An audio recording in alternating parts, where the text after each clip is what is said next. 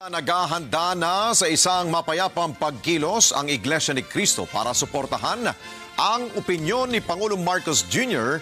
na tutol sa impeachment laban kay Vice President Sara Duterte. Nako po, Iglesia ni Cristo po, nagsalita na po tungkol dito sa mga anomalyang flood control. Yan, Iglesia ni Cristo, nagpahayag at muling nanawagan sa ating gobyerno. May kaugnayan pa rin po dito sa katiwalian, sa korupsyon at sa naging malawak na anomalya sa pamamagitan po ng flood control projects. Paring natatanaw ang mga mamamayan na kalutasan sa napakalaking pangungulimbat sa kaban ng bayan. At sa halip na ang mga salarin ang hanapin at usigin, ay ang mga nagbibigay ng impormasyon at tumitestigo laban sa kanila ang kinakasuhan at ginigipit.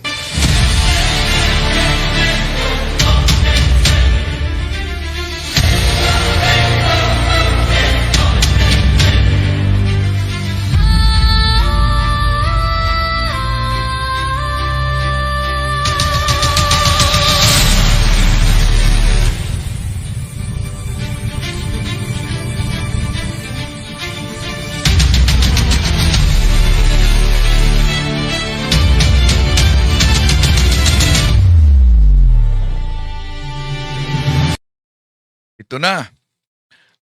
Naglabas na naman ng opisyal na pahayag ang Iglesia ni Cristong Tatag ni Felix Manalo, mga kapatid. Kaugnay sa napakahina daw na kilos sa kampanya laban sa korupsyon. Parang binanatan dito ang administrasyon ni Pangulong Bongbong Marcos. Pero kung maalala ninyo, noon pa mang panahon ni dating Pangulong Rodrigo Duterte, siya mismo nagsabi, napakalawak ang korupsyon sa DPWH, lalo na sa mga ghost project, di ba? Pero kayong may kasalanan dyan sa mga ganon, I advise you to resign now. Resign now. Kasi pagdating ng panahon, I will throw the book at you. Even the kitchen sink. Tsaka makita ninyo, you will be prosecuted administratively and criminally. At walang patawaran dito. This is not the time for condonation or being basta yung pera ng tao. Ang ibang kasalanan, okay lang. Pero itong mga ghost project, mga project na wala dyan, mga karamihan yan yung mga health centers. Yan, bahagi lamang sa sinabi ni dating Pangulong Rodrigo Duterte na sa panahon niya may nadiskubre ng malawak na korupsyon sa DPWH, lalo na sa flood control, lalo na sa ghost project.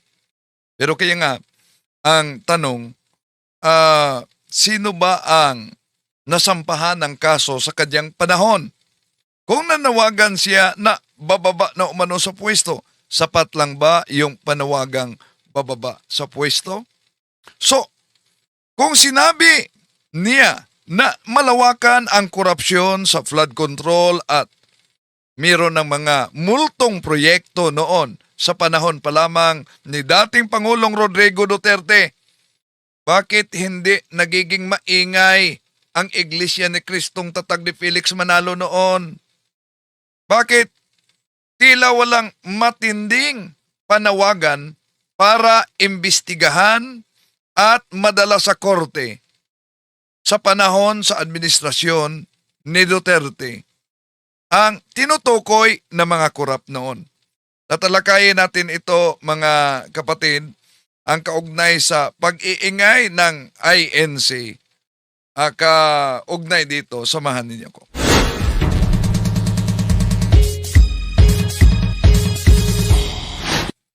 Welcome. Ito niyo lingkod, Brad Wendell Talibong, muling makasama ninyo sa pagkakataong ito. At sa lahat ating mga suking taga-subaybay na nagsubaybay ngayon, inanyayahan natin huwag kalimutang pindutin ang like sa ating live at huwag din kalimutang mag-subscribe sa mga bago pa lang at pindutin ang bell button para updated kayo, mag-comment at i-share ninyo mga kapatid. Kung saan man kayo ngayon nga nagsubaybay, paki-comment lang kung saan kayo nakabase, lalo na sa mga OFW sa iba't ibang bahagi sa ating mundo para alam natin kung saan nakarating ang ating talakayan ngayon. Sa lahat at mga suking taga-subaybay, welcome sa ating live streaming. Late tayo ngayon dahil may di inasahang priority. So, magbigay tayo ng reaksyon ni tining ng karunungan sang INC. No? Kaugnay sa inilabas na pahayag ng Iglesia ni Cristo na si Mr.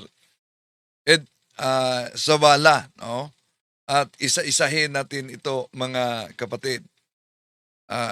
Alam naman natin na bago lang naglabas sila ng pahayag at mga mahigit 3 buwan na daw mula isinagawa yung transparency and accountability na rally ng INC.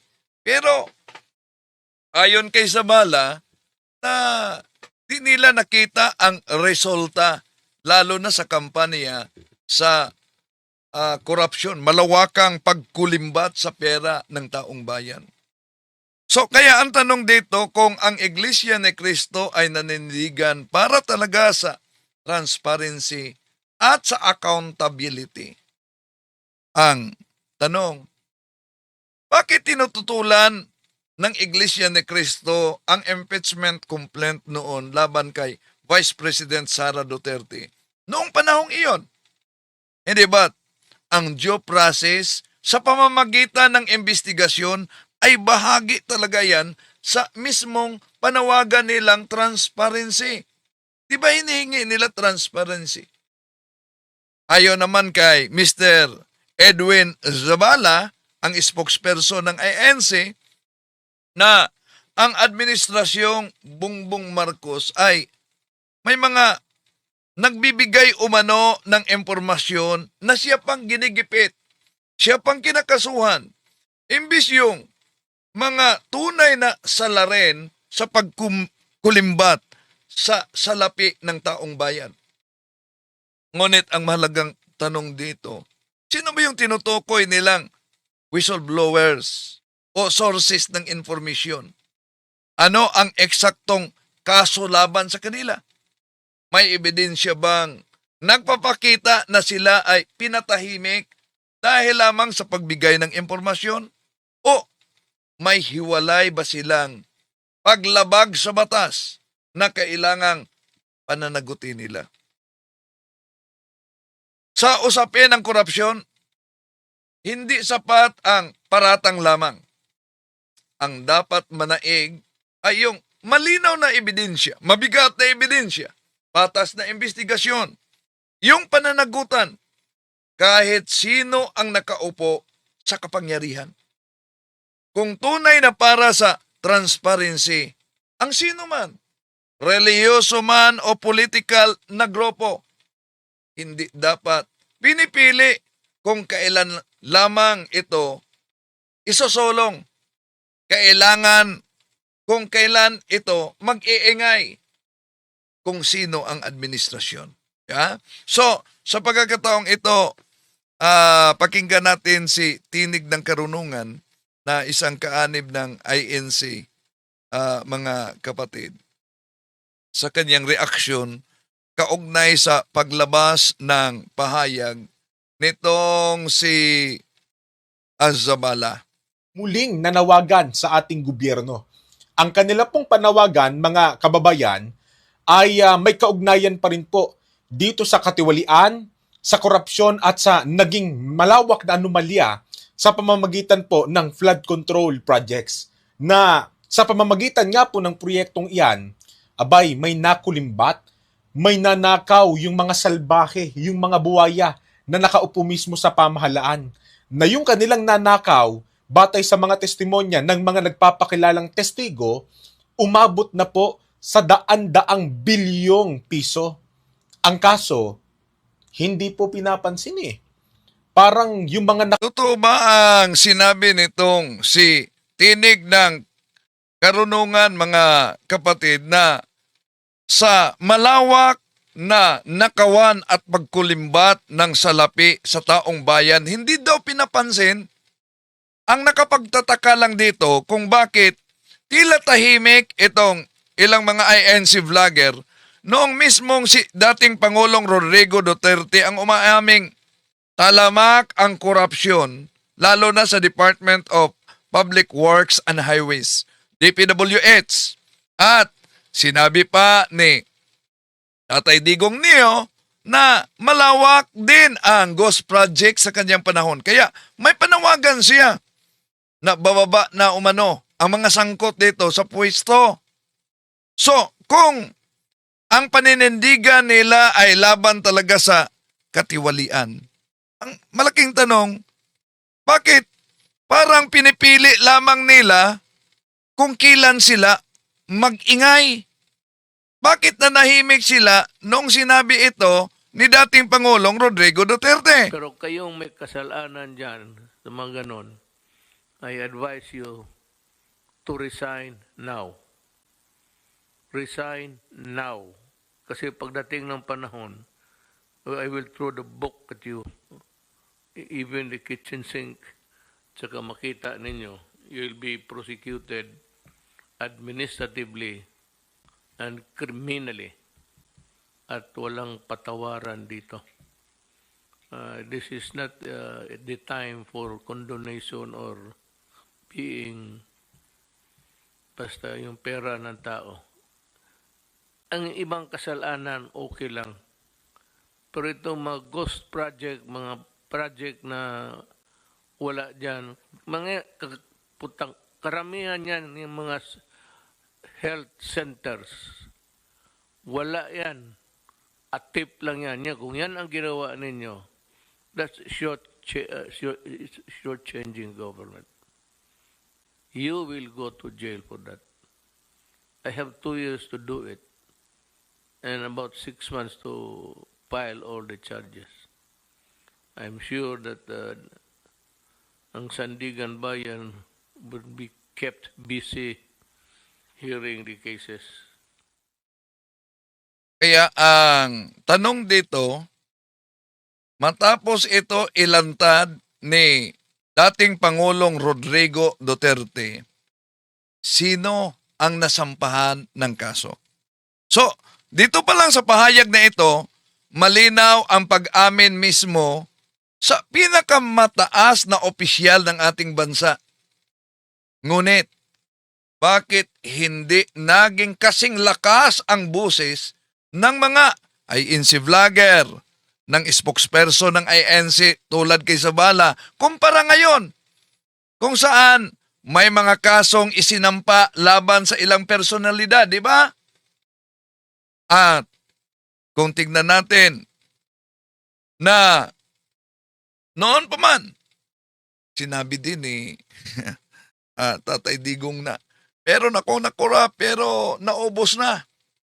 So, ang laban ba talaga sila sa korupsyon o laban lamang sila sa hindi kapanalig nila?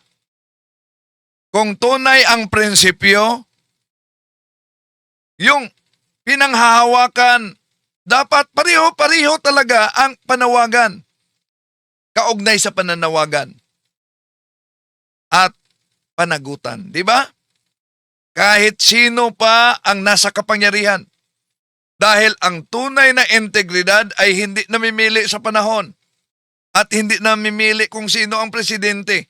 Hindi namimili ng tao at hindi namimili ng kulay sa politiko. Di ba? Okay. So, hindi makatarungan ang sinabing nanahimik lang daw umano ang gobyerno sa malawakan na korupsyon ngayon. Balikan natin ha. Kaupo na dapat sila yung nangunguna sa pag-iimbestiga, sa paghahalughog kung saan ba napunta yung kabangyaman natin ng pondo ng ating bayan, abay, tila hindi na pinapakialaman. Tila tahimik na ngayon yung issue. At yung mga nagpapakilalang testigo, sila pa yung pinaparusahan. Oh, yan. Isa-isahin natin ito, mga kapatid. No? Na nanahimik na daw sa isyu. Hindi makatarungan sabihin nitong si Tinig ng Karunungan na isang kaanib ng INC na nanahimik na ang nakaupo kung may malinaw namang hakbang na isinagawa. Kung tunay na nanahimik ang nakaupo, ang tanong dito, bakit si Pangulong Ferdinand Bongbong Marcos Jr. mismo yung nag-utos na imbestigahan at nagpahayag pa na susundin kung hanggang saan aabot ang ebidensya. Ang pag-utos ng imbestigasyon ay hindi ito indikasyon sa pananahimik. Di ba? Oh. So, tuloy natin. Sila pa yung binabaliktad. Yan. May mga testigo daw umano, ayon kay Tinig ng Karunungan, na sila pa ang binabaliktad ngayon. Yung mga nagpakilalang testigo, ang binabaliktad sa kasalukuyang administrasyon. Ngunit ang malinaw na tanong dito, sino ba talaga itong tinutukoy nila na mga testigo na binabaliktad? Ang mga diskaya ba? Kung sila ang mga diskaya, di po ba ang mga diskaya ang parang pinagtanggol pa ni Senador Rodante Marcolita sa pagdinig, lalo na sa usapin ng restitusyon. Kung ang punto dito ay protektahan ang katotohanan, bakit mistulang sa pamamagitan o pagtatanggol pa sa mga iniugnay na personalidad? Hindi ba sa isang investigasyon, mahalagang hayaang lumitaw ang buong katotohanan?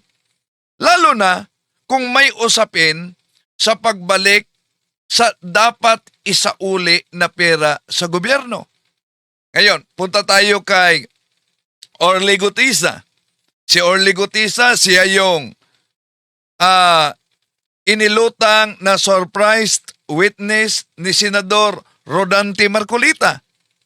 Ngunit nang nadiskubre na piki umano yung notaryo sa kanyang affidavit, bigla na lamang siyang nawala sa eskina. So kung matibay talaga yung kanyang testimonya, bakit ito hindi niya pinanindigan? Ang mas mahalagang tanong ngayon, ang mga testigo ba ang tunay na binabaliktad o ang publiko ay nililito lang nila sa isyu? Talang yung mga itinuturo na mga sangkot sa anomalyang ito, nakakapamuhay ng malaya. Nakakagamit ng kani-kanilang mga mamahaling sasakyan. Nakatitira sa mamahaling mga bahay nila. Nakakapamuhay ng marangya, samantalang tayong mga ordinaryong Pilipino na yung pondo ng kaban ng ating bayan sa atin din nanggagaling yon, sapagkat buwis at pawis natin yon. Totoo, na buwis at pawis natin galing ang lalo ng mga nakulimbat. Pero yung sinabing ang itinuturong sangkot ay namumuhay daw na malaya. Sino ba yung itinuturong sangkot na namumuhay na malaya? Si Saldico, di ba? Kasalukuyang hinahanap na si Saldico ngayon. At gustong ipaharap na sa korte talaga. So, how about naman si Martin Romualdez? At may lumabas pa ngayon na iniugnay si Pangulong Bongbong Marcos Jr., di ba? So ano ba talaga ang konkretong ebidensya na nag-uugnay lalo na sa aligasyon kay Romualdez at kay Pangulong Bongbong Marcos? Pero tandaan natin, hindi sapat ang simpleng pagtuturo o pagbibintang lamang. Sa ilalim ng ating batas, kailangan talaga yung matibay at malinaw at mabigat na ebidensya na kayang tumayo sa harap ng hukuman. Kung walang dokumento, simple, walang kaso. At kung walang kaso, walang hatol. So mananatiling paratang lamang ang lahat kung wala talagang ebidensya. At kung balikan natin ang panahon noon dating Pangulong Rodrigo Duterte. Di ba? Hayagan niyang sinabi noon na marami na raw siyang ninakaw pero naubos na. So, kung ganon na mabigat na pahayag na sinabi ni dating Pangulong Rodrigo Duterte, ang tanong dito, bakit tila walang malakas na pagtuligsa mula mismo sa ANC noon?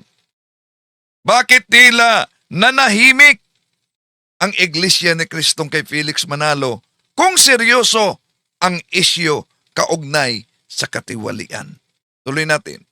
Patuloy tayong naghihirap habang hindi pa nakakamtan hanggang ngayon yung hustisya dahil sa mga politiko na nagko-cover up din sa kanila. Maaalala natin, mga kapatid, 3 buwan ang lumipas. Tayo po ay lumabas sa kalsada. Napakapayapa po ng ating pagkilos doon. Hindi tayo nagsagawa ng kahit anong negatibong aktibidad na batay sa mga trolls, sa mga bayaran. Tayo raw ay ginagamit sa destabilisasyon. Tayo daw ay gagamitin para pababain ng sinuman, para manawagan ng impeachment. Pero anong napatunayan nila? Di ba lumabas tayo sa kalsada, mga kapatid? Dala-dala ang ating pananalig na baka mapakinggan naman nila tayo. Okay. So, hindi porket mapayapa ang isang rally ay otomatiko na itong walang bahid ng politika o walang layuning mamulitikang impluwensya. Bakit? Ang tunay na tanong ay hindi lamang kung naging maayos ba yung programa ng iglesia, kundi ano ba ang mensahe? Sino ba ang mga nagsasalita doon? Kung tunay na ito'y isang relihiyosong pagtitipon lamang, ang tanong, bakit isa sa mga naging tampok sa mga nagsasalita ay si Chavit Singson? Diba? Si Chavit Singson, isang personalidad na matagal na ding nasangkot sa usaping politikal at sa kontrobersya. At bago lang, may isinampang kaso sa kanya. So, ano ang kaugnayan sa kanyang presensya sa isang di umanong spiritual o moral na advokasya ng iglesia? Sa pag-imbita sa isang politiko na may sariling interest, di natural na lamang na magbubukas ito ng hinala na may halong politika ang aktibidad ng iglesia, di ba? Balikan natin. Naalala ninyo si Senador Amy Marcos. Kung ang layunin ng pagtitipon ay pagkakaisa, yun ang layunin ng iglesia. Kapayapaan. Bakit pinahintulutan ng iglesia na gamitin ang entablado nila upang atakihin, upang siraan ang pamilya sa kasalukuyang Pangulo na si Pangulong Bongbong Marcos? Kapag ang isang religious platform ay naging venue ito sa paninira laban sa isang panig ng politika, mahirap talagang paniwalaan, mga kapatid, na wala itong bahid na politika. Di ba? Okay. Tuloy natin. Napakaayos po ng ating panawagan sa kanila. Transparency and accountability for a better democracy. Pero bakit hanggang ngayon wala tayong nararamdaman? Hindi natin nararanasan yung demokrasya. Yung transparency, hindi natin nakikita. Sandali muna. Dito muna. Bakit daw nga hanggang ngayon hindi natin nararanasan ang demokrasya? kayo na mga nagsubaybay ngayon, totoo ba na hindi natin naranasan ang demokrasya? Ayon kay tinig ng karunungan ng isang ANC, bakit daw hanggang ngayon hindi nararanasan ang demokrasya? Ngunit kung suriin nating mabuti mga kapatid, ang mismong mga pangyayaring binabanggit ay napakalinaw na patunay sa umiiral ang demokrasya sa ating bansa. Ano yon? Yung rally mismo na isinagawa ng Iglesia ni Cristo, bahagi yan sa kalayaang magpahayag at magtitipon sa demokrasya. Isang pangunahing karapatan sa ilalim ng demokrasyang sistema. Hindi ito pagiging posible kung walang demokrasya, di ba? Ang isinagawang investigasyon ng pamahalaan at yung pag-aalok ng immunity sa pagiging state witness kapalit ng testimonya ay bahagi din yan sa proseso ng hustisya. Yung restitusyon para pag-uli sa mga nakalumbat na salapi. Sa demokrasya, may due process, may kaparaanan, no? At may karapatan ang bawat isa sa, lalo na sa investigasyon, na maipatanggol ang kanilang sarili sa korte. So, maging ang paglitaw at ang pagkawala sa eskina ng mga personalidad tulad ni Orly Gutisa. Gayon din ang pagkakasangkot sa umanong 18 Marines, na ilan sa kanila hindi pala Marines, na naglabas ng ilang issue. Ito ay pampubliko, na isa publiko dahil ito sa kalayaan ng media at may espasyo sa pampublikong pahayag. Iyon ay halimbawa sa demokrasya. So, sa halip na sabihing wala ng demokrasya sa ating bansa, dapat kilalanin ang mga prosesong ito. Rally, mismo ang INC nagsagawa ng rally, investigasyon, testimonya, yung mga pagdinig. At yon ang pag-offer ng immunity, restitution, yun ay mukha ng demokratikong bansa. Okay. Ituloy natin. Kalabo. Yung malabong bagay na dapat nililiwanag, lalong lumalabo. Yung mga dapat na mapanagot, abay, yung mga nakaupo, ni hindi mapatawag sa mga hearing para sana matanong, maimbestigahan, at mapatunayan kung sila ba ay may sala o wala. Sino ang gusto nilang ipatawag sa hearing na para maimbestigahan na may sala o wala? Di ba, kabahagi sa Senado si Senador Marcolita. Meron siyang sariling researcher. So kung may nakalap sila na mabibigat na mga ebidensya, iba't hindi gumawa ng hakbang si Senador Marcolita para mapatawag sa Senate Blue Ribbon sa investigasyon. Di ba? Iglesia din si Marcolita. Tuloy natin. Kaya ang Iglesia ni Cristo muling nagpahayag at nanawagan. At narito po mga Kaya nga, ang tanong dito, bakit noon hindi kayo nag-iingay nung sinabi ni dating Pangulong Rodrigo Duterte na malawak ang pangungulimbat ng sa pera ng kaban ng bayan at merong mga ghost project at ang panawagan niya, bababa na kayo sa pwesto. Hindi sapat ang pagpaalis sa pwesto. Dapat talaga mapanagot ito sa pamamagitan ng pagdala sa kaso sa hukuman. Pero ang tanong, sino ba sa panahon noon ang nadala sa hukuman? Tuloy natin. Bayan, ang spokesperson ng Iglesia ni Cristo, ang kapatid na Edwil Zabala. Pakinggan po natin ng sabay-sabay, mga kababayan namin, mga kapatid namin sa pananampalataya. Ito po. Magandang hapon po, kapatid na Nelson. Mga kapatid sa pananampalataya, ang tinutukoy niya ang Iglesia ni Cristo Tatag ni Felix Manalo. Okay, tuloy natin. Hapon po sa lahat ng mga nanonood, palaging sumusubaybay sa programang ito. Opo, welcome po muli sa Saganang Mamayan. Opo, salamat po. Meron po akong mensahe na nais kong basahin sa ating mga manonood. Opo.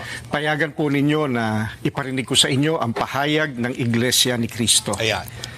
Mula ng So, opisyal na pahayag talaga ito sa Iglesia ni Cristo dahil spokesperson ito ng INC. magsagawa ng Rally for Transparency, Accountability, Justice and Peace ang Iglesia ni Cristo noong November 16 to 17, 2025. Patuloy kaming naghihintay kung paano tutugunan ng gobyerno ang malawak na katiwalian na naganap sa ating bansa. Mahigit 3 buwan na ang lumipas, subalit wala pa ring natatanaw ang mga mamamayan na kalutasan sa napakalaking pangungulimbat sa kaban ng bayan.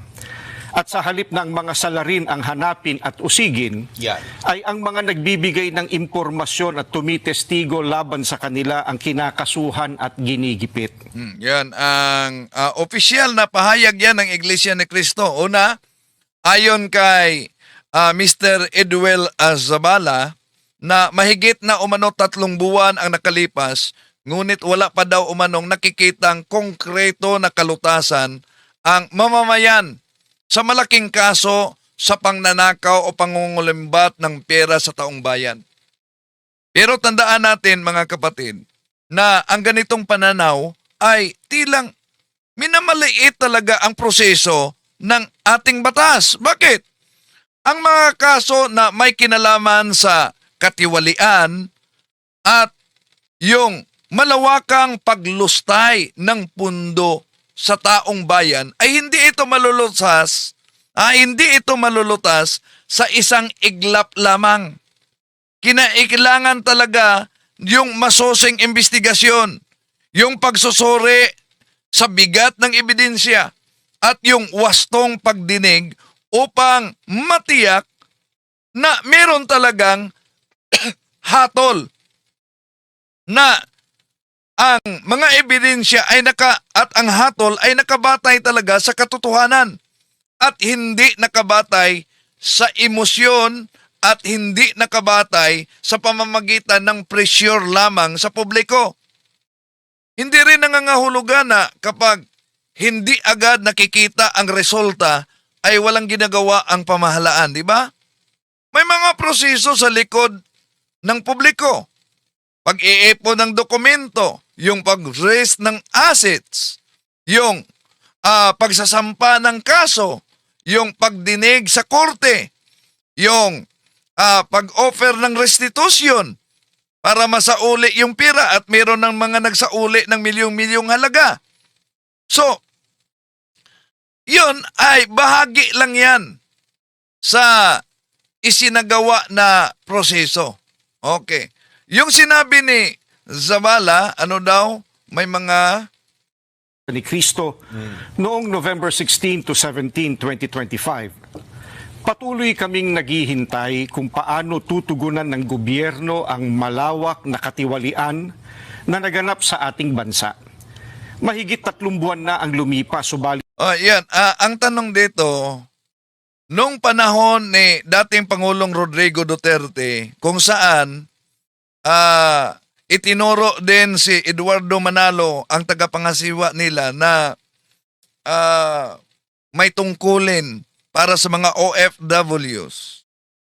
But hindi nag-iingay ang INC nung sinabi ni Digong na may nanatili siyang 3 taon para sampahan ng kaso yung involved sa Ghost Project, yung malawakang pangnanakaw sa flood control.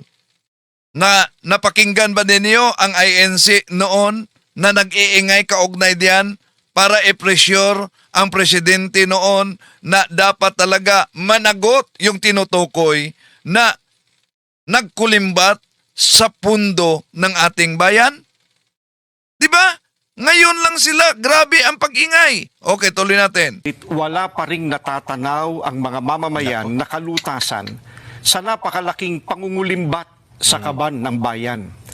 At sa halip na ang mga salarin ang hanapin at usigin, Yan. ay ang mga nagbibigay ng impormasyon at tumitestigo laban sa kanila ang kinakasuhan at ginigipit. O, di ba? No, yan. Ang nagbibigay daw ng informasyon ang inuusig ayon kay Zavala. Imbes yung tunay na salarin ang pananagutin. So, ibig ba sabihin yung mga nasampahan ngayon ng kaso para sa ANC, yun ang mga nagbibigay ng informasyon at hindi yung mga salarin sa korupsyon? Oh. So ang mismong nagbibigay daw ng informasyon ang inuusig. Ngunit tandaan natin at mahalagang linawin mga kapatid na kung sino man ang nagbibigay ng informasyon ay hindi nagbibigay ng otomatikong immunity yan sa sarili. Sa sino man yung nagbigay ng informasyon, kung makita na meron siyang malaking paglabag din sa kanyang ginawa, kung ang isang tao ay may alam at malaking kinalaman sa naturang krimen at naging bahagi talaga sa naturang krimen, hindi sapat na sabihing nagbigay naman ako ng informasyon upang makaiwas siya sa panunugutan, di ba? Sa batas, maaaring kilalanin ang pagiging whistleblower, ngunit hindi ito otomatikong mabubura ang posibleng partisipasyon niya sa krimen. Kaya may offer ang DOJ yung restitution na tinututulan ni Senador Rodante Marcoleta. Pero alam naman, napaulat na meron ng mga nagsauli ng milyon-milyong halaga. Kaya nga, ang tanong dito, kung naka-freeze yung mga bank account nila, saan galing yung isinauli? Ibig sabihin, merong mga perang nakatago pa, pero isinauli nila bilang restitution. So, ang tunay na issue rito ay hindi kung sino yung unang nagsalita, kundi kung sino ang may ebidensya ng paglabag at sino ang may pananagutan. Tandaan natin, ang hustisya ay nakabase sa ebidensya. Hindi ito sa simpatya, hindi ito nakabase sa ingay, hindi ito nakabase sa narrative na ipinakalat. Di ba? Okay. So, tuloy natin. Yan naman ang totoo ngayon. Kung sino yung mga tumitestigo, kung sino yung mga taong lumantad na nagdala ng kanilang testimonya at yung mga testimonya na yun ay nagkakatugma-tugma. Kumbaga, corroborative testimonies na nga eh. Yun nga yung isa sa maaaring pagbatayan at gamiting ebidensya para maturo at matuntun sino ba talaga ang sangkot sa isang So, si tinig ng karunungan ito sa INC mga kapatid, na yung mga nagbibigay umano ng impormasyon sa issue, lalo na sa corruption, ang siya pang ginigipit at kinakasuhan. Ngunit, mahalagang linawin talaga mga kapatid, sino ba itong mismong tinutukoy nilang nagbigay ng informasyon at kinakasuhan? Di ba? Sino ba ang tinutukoy nilang may mga ebidensya? Whistleblower, pero inaapi, ginigipit daw. Dapat tukuyin kung sino ito at ano ang eksaktong kaso laban sa kanila. Sa ilalim ng ating batas, hindi otomatikong persecution yung investigasyon o kahit yung pagsampa ng kaso.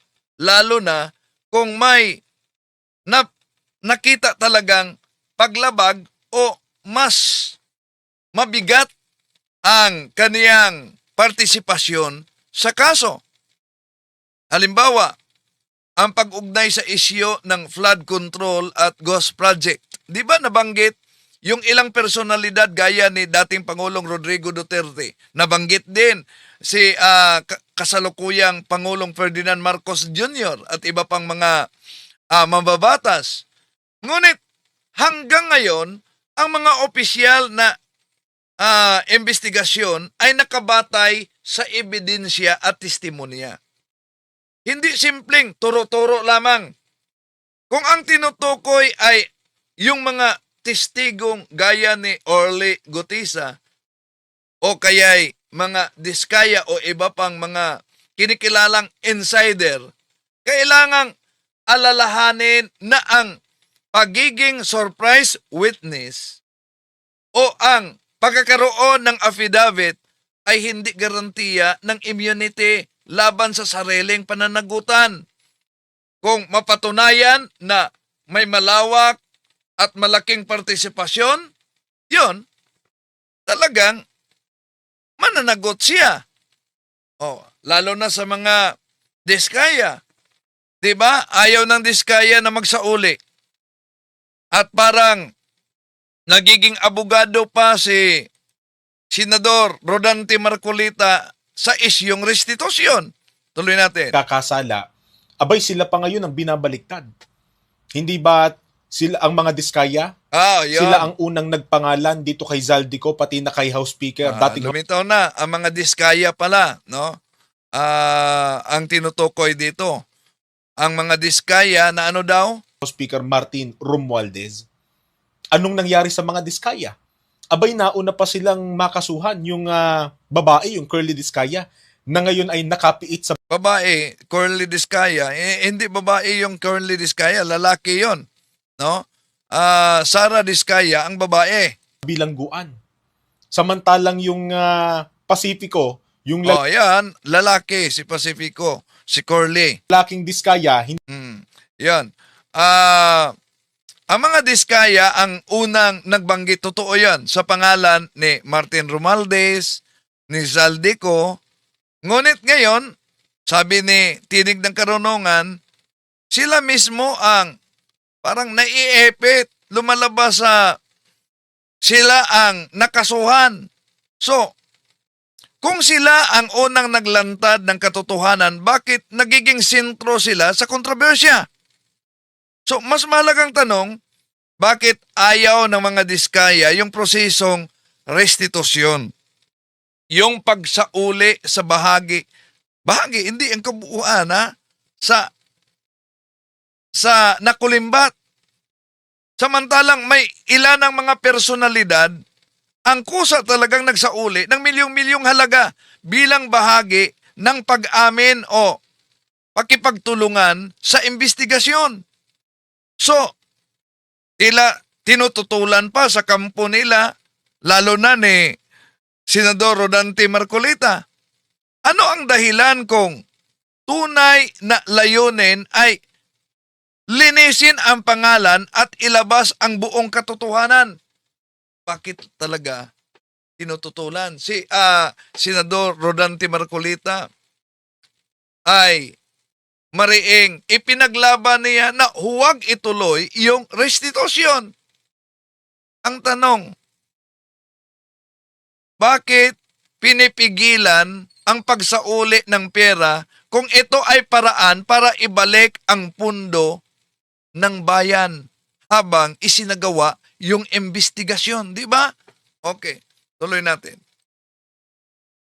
hindi natin alam kung nandun pa rin ba sa Senate, sapagkat sa pagkakaalam ko, sila ay nasa jurisdiction na ng DOJ. Minamanmanan, minomonitor at nakapiit din ata kung di kami nagkakamali. Sino pa yung mga testigo na binabaliktad? Diba? Mga testigo, may mga testigong binabaliktad para sa INC. Lalo na mga diskaya umano. Bakit daw ang mga diskaya ang unang nakasuhan? Kayong sila naman yung unang nagturo ni na Romualdez at ko. Una, hindi porket sila ang nagturo ay otomatiko na sila ay ligtas sa pananagutan. Dahil alam naman natin sa ilalim ng batas, kung may sapat na ebidensya laban sa isang tao, maaring siya ang kasuhan. Kahit pa siya ang unang naglantad ng impormasyon. Ang pagiging whistleblower ay hindi ito otomatiko ng kanyang immunity. Kailangan pa rin itong dumaan sa proseso gaya sa pag-aproba bilang state witness na nakabatay talaga sa lakas ng ebidensya at kung sino ang may mas mabigat na partisipasyon sa kaso. Pero ang problema lang, tinututulan talaga nila yung restitusyon, yung pagsauli. Diba? So kung may malinaw na konkretong ebidensya laban sa mga diskaya kaysa mga unang itinuturo nila, natural na mauna sila sa pagsampa ng kaso. Hindi ito usapin kung sino ang naunang nagsalita, kundi kung saan ang mas matibay na ebidensya. Hindi sapat yung pagturo-turo lamang. Kailangang dokumento, kailangan yung matibay na testigo, lalo na yung financial trail, para makatayo talaga ang kaso doon sa korte. So kung talagang may ebidensya laban itong sila si Romualdez, si Saldico, tungkulin din ng investigasyon na sundan ang mga iyon. Di ba? Pero ang proseso ay hindi sabay-sabay. Kung kulang pa ang mga ebidensya laban sa iba, ang prosekusyon ay nakaayon sa kung sino ang may sapat na probable cause batay sa kasalukuyang hawak sa mga datos. Diba? Saan daw umano si Corley? Ano yung sabi niya? Balikan natin. Tad na nagdala ng kanilang testimonya at yung mga testimonya na yun ay nagkakatugma-tugma. Kumbaga, corroborative testimonies na nga eh. Yun nga yung isa sa maaaring pagbatayan at gamiting ebidensya para maturo at matuntun sino ba talaga ang sangkot sa isang pagkakasala. Abay, sila pa ngayon ang binabaliktad. Hindi ba sila ang mga diskaya? Sila ang unang nagpangalan dito kay Zaldico pati na kay dating House Speaker Martin Romualdez. Anong nangyari sa mga diskaya? Abay, nauna pa silang makasuhan yung babae, yung Curly Diskaya, na ngayon ay nakapiit sa bilangguan. Samantalang yung Pacifico, yung lalaking Diskaya, hindi natin alam kung nandun pa rin ba sa Senate sapagkat sa pagkakaalam. Si Corley, Pacifico Diskaya, no? Kasalukuyang nasa kustodya ng investigasyon sa mga otoridad sa Senado. Noong pang 2025, nasa Senado si Diskaya, Corley Diskaya. At noong Pebrero 2026, no, sila'y dinala doon sa DOJ, Department of Justice, para samahan ang bawat isa sa legal na proseso. Tuloy natin. Sila ay nasa jurisdiction na ng DOJ. Minamanmanan, minomonitor at nakapiit din ata kung di kami nagkakamali.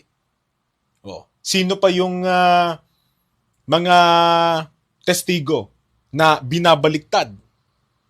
Diba yung tatandaan ninyo mga kababayan, si Congressman na Leviste?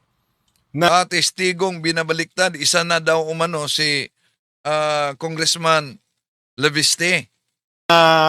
Anya, meron siyang hawak ng kopya ng Cabral Files na sa pamamagitan niya ng Cabral Files na yon, makikita kung sino-sino ba talaga yung mga nabigyan ni dating Undersecretary Cabral ng mga budget na may kaugnayan dito sa flood control projects na sana sa pamamagitan ng files na yon, pwede nang ipatawag sino yung mga nabigyan ng budget at baka isa sa mga yon, dalawa sa mga yon, 3 o 10 sa mga yon, nagnakaw din sa pamamagitan ng budget na ibinigay sa kanila. Anong ginawa nila kay Congressman Leviste? Hindi ba mismong si Ombudsman Boying Rimulya, siya mismo yung sumusupalpal dito kay Leviste sa pamamagitan ng pananakot na anya kakasuhan dahil doon sa nakita daw na paglabag sa batas ng congressman. Okay. Yun. Tinatakot na kakasuhan ayon kay tinig ng karunungan na si Congressman Laviste may hawak na Cabral files. Maingay yan noong mga nakalipas na buwan. Yung Cabral files na nauna nang sinabi na puwersahang kinuha ni Congressman Laviste kay Cabral. Naglalaman umano yon sa mga listahan kung sino yung nabigyan ng pondo. Ngunit, sinasabing tinatakot umano ni Ombudsman Buying Remulla na kakasuhan siya. Una-una, kung totoong may hawak na matibay na ebidensya si Congressman Laviste, ang tamang hakbang nun ay isumiti niya ito sa institusyon at ipa-forensic audit upang mapatunayan ang pagiging autentiko ng naturang dokumento. So, sa ilalim ng mandato ng Office of the Ombudsman, tungkulin itong imbestigahan at kasuhan ang sino mang opisyal kung may sapat na ebidensya, lalo na sa katiwalian, di ba? Hindi pananakot ang pagpapaalala na may legal na pananagutan ang sino mang naglabas ng dokumento, lalo na kung ito ay may posibilidad na una, fabricated, manipulated, o nakuha sa illegal na paraan. Sa ilalim ng ating batas, ang may kaakibat talaga o responsibilidad ang akusasyon, lalo na kung ito'y may epekto sa reputasyon ng mga tao. So, kung may katotohanan yung Cabral files, mas mabuti talagang idaan sa formal na proseso, hindi sa media trial, hindi sa pamamagitan ng haka-haka. Tandaan natin, ang laban sa kontra-korupsyon ay hindi dapat nakabase ito sa paratang lamang, kundi malinaw at matibay na ebidensya gaya ng panindigan sa hukuman. May ebidensya, ihain. Kung wala, abay, huwag gawing sandata yung akusasyon para lamang sa propaganda. Okay, tuloy natin. Sa pamamagitan ng kanyang negosyo. Ngayon, ang tinatakot nila, noon, si Guteza pa, tinatakot nila na babalik ta rin daw, siya raw yung kakasuhan, siya pa ang ipapakulong dahil daw sa fake notary, sa kasong perjury. O asan ngayon si Guteza? Magtataka sila, bakit hindi na nagpapakita? Yun pala. Nagtataka bakit hindi napakita dahil natakot na si Guteza na sasampahan ng kaso. Una, ito sabi mismo ni tinig ng karunungan na isang kaanib ng INC. Si Guteza daw natakot na umano dahil ipapakulong siya dahil sa isyung fake na notaryo. Ngunit linawin natin mga kapatid, yung isyung peking notaryo, yung isyung peking notaryo, hindi yan simpleng teknikalidad. Ito ay posibleng falsification ng dokumento o paglabag sa batas. Kung papatunayang may dokumentong piniki o illegal na pagnotaryo, sa ilalim mismo ng batas, seryosong usapin yan. Dahil yung pagnotaryo ay nagbibigay yan ng legal na presumption na totoo yung at kusang loob talaga yung dokumento.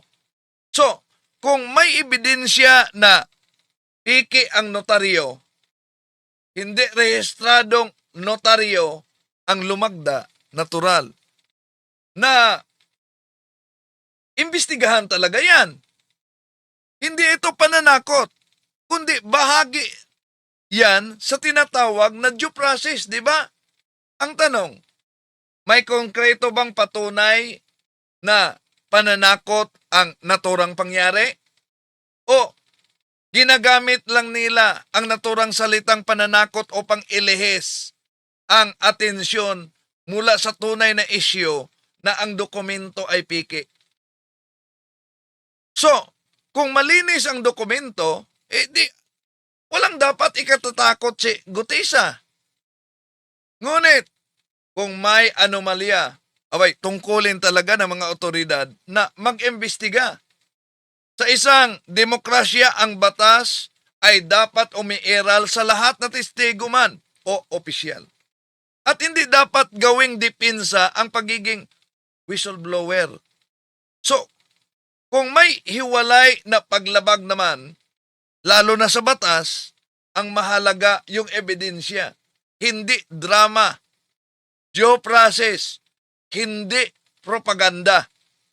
So, kung totoo ang sinabi ni Tinig ng Karunungan na hindi na magpapakita si Orly Gutisa dahil babalik ta rin siya, yeah? Mas lalong lumakas ang tanong. Kung matibay at hindi piki yung kaniyang mga dokumento, lalo na yung isyong notaryo, bakit siya matatakot humarap?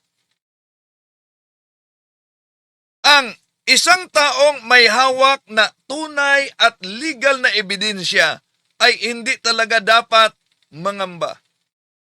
Lalo na sa pagsusuri, sapagkat ang katotohanan ay kayang tumindig sa ilalim ng anumang investigasyon.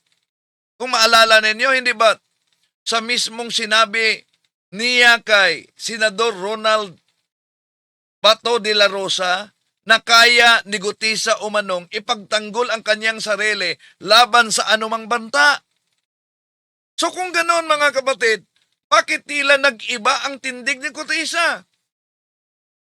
Ang consistent na panindigan ay mahalaga sa kredibilidad ng isang testigo. Sa usapin ng batas, ang pinakamalinaw na paraan para patunayan ang katotohanan ay ang pagharap sa tamang forum. Kung may aligasyong piniki ang notaryo, may proseso para nito. Hindi sapat yung haka-haka o emosyon. Kailangan yung konkretong ebidensya at personal na panindigan. Huli, kung siya ang nagsasabi ng totoo, walang dahilan upang magtago at umiwas. Ang katotohanan ay hindi natatakot sa liwanag. Diba? Ito lang muna tayo, mga kapatid. Maraming salamat sa inyong pagsubaybay. Hanggang sa muli. Ito yung yun. I am Catholic. I am alive. I am